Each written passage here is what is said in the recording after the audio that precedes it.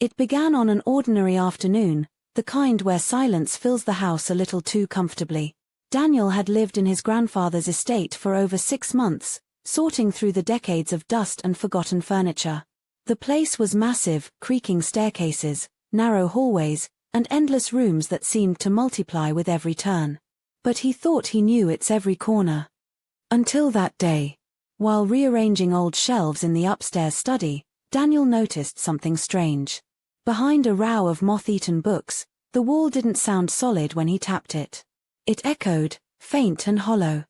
His chest tightened. He pressed harder, and one of the panels shifted, releasing a dry sigh of air that smelled of stone and rot.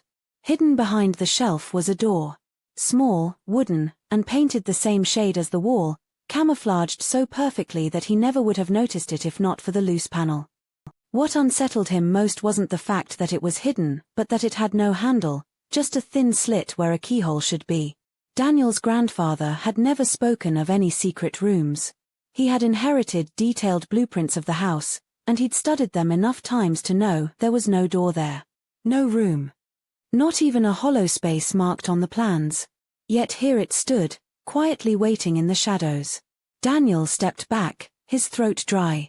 He didn't know why, but the thought pressed into his mind like a whisper. Some doors are hidden for a reason. That night, Daniel couldn't shake the thought of the hidden door. It lingered in his mind, teasing him with questions. What was behind it? Why was it concealed? By midnight, curiosity outweighed caution. Armed with a flashlight and an old screwdriver, he returned to the study. The wood around the keyhole was brittle, as if time itself wanted it to be pried open. With a few tense strikes, the lock gave way, and the door creaked inward. A stale breath of cold air spilled out, washing over his skin like icy fingers. Daniel froze. The room beyond was pitch black, silent, and impossibly still. He raised the flashlight. The beam revealed walls of cracked plaster, floors covered in a thick layer of dust, and furniture that seemed too old even for this house. Small wooden chairs, a child's desk, a torn rug curled at the edges. None of these things should have been here.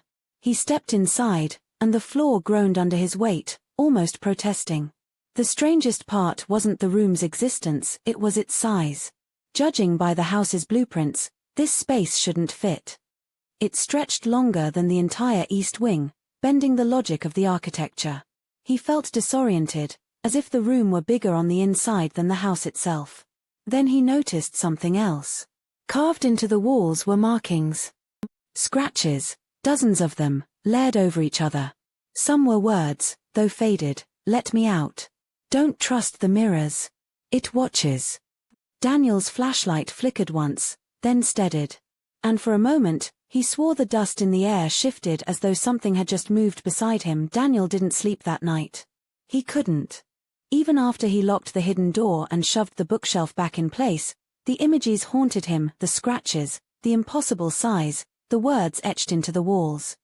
By morning, his rational mind tried to explain it away. Maybe it was just a forgotten storage space, maybe his grandfather hid it for a reason. But then came the sound. It started faintly, as he sat at his desk sorting through old papers. A low murmur, almost like the rustling of fabric. He froze, listening. It grew clearer, a whisper, thin and wavering, seeping from behind the walls. Daniel pressed his ear to the plaster. The voice was muffled, but there were words, still here, don't leave me. His heart pounded. He yanked the shelf aside, half expecting to find the door shut tight. But it was ajar, just enough to reveal darkness within. He knew he had closed it. He knew. Against every instinct screaming at him to stop, Daniel shone his flashlight inside again. This time, the carvings on the wall looked fresher, as though someone had just scratched them. And then he noticed the mirror, tall, cracked, leaning against the far wall. He didn't remember seeing it the night before. The whispers grew louder, threading through the air like cold breath. They didn't just echo, they circled him, coming from all directions. The mirror's fractured surface seemed to ripple, as though something on the other side was trying to push through. Daniel stumbled back, the realization burning in his chest. The room wasn't abandoned. It was occupied. By dusk, Daniel's fear had twisted into obsession. He couldn't leave the room alone, not with the whispers clawing at his sanity. That night, storm clouds strangled the moonlight, and thunder rattled the windows. The house seemed alive, every creak echoing like footsteps. He stood in front of the hidden door, flashlight trembling in his hand. The whispers had grown more desperate, louder than before. They weren't calling randomly now, they were calling his name. When he stepped inside, the air was heavy, suffocating. The mirror loomed in the center of the room, though it hadn't been there the first time. Its cracked surface reflected him in fragments, his face sliced into jagged pieces, eyes staring back with expressions that weren't his own. The whispers merged into a chorus, 100 voices overlapping, all begging, warning, commanding. Daniel felt a pull, not physical but deep inside his chest, urging him toward the mirror. His breath fogged the air, and the dust stirred around his feet as though the ground itself were restless. Then it happened. The flashlight flickered, plunging the room into near darkness. In that split second of dim light, the reflection in the mirror moved, not mimicking, but acting on its own. Its lips curled into a grin. Daniel staggered back, but the door slammed shut behind him, sealing him in. The whispers rose into screams, the walls trembling, dust cascading from the ceiling.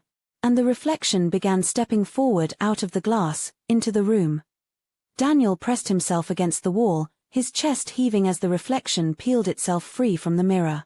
It wasn't exactly him, its features were twisted, elongated, as if his image had been stretched across broken glass. Its grin was wide, unnatural, filled with a hunger that made his stomach lurch. The voices weren't whispers anymore. They were screams, shrill and desperate, coming from every surface of the room. "Don't let it out. Don't let it out," they cried. And in the chaos, Daniel realized those carvings weren't warnings left by strangers. They were left by others who had found this room before him. The thing reached for him, its hand pale and jagged like splintered bone. He swung the flashlight at it, but the beam cut straight through its body, warping the air like heat. It laughed, a sound sharp enough to rattle his teeth. Desperately, Daniel turned toward the door. But the shelves outside groaned, as if someone or something was holding it closed from the other side. He clawed at the frame, screaming, but the entity closed in, its fractured face inches from his own. And then he understood the truth. The room didn't exist on any map because it wasn't a part of this world. It was a prison, and by opening the door, he hadn't just discovered it, he had unlocked it. The last thing Daniel saw before the light finally died was his reflection smiling, stepping fully into the world, while he was dragged screaming into the mirror's shattered dark.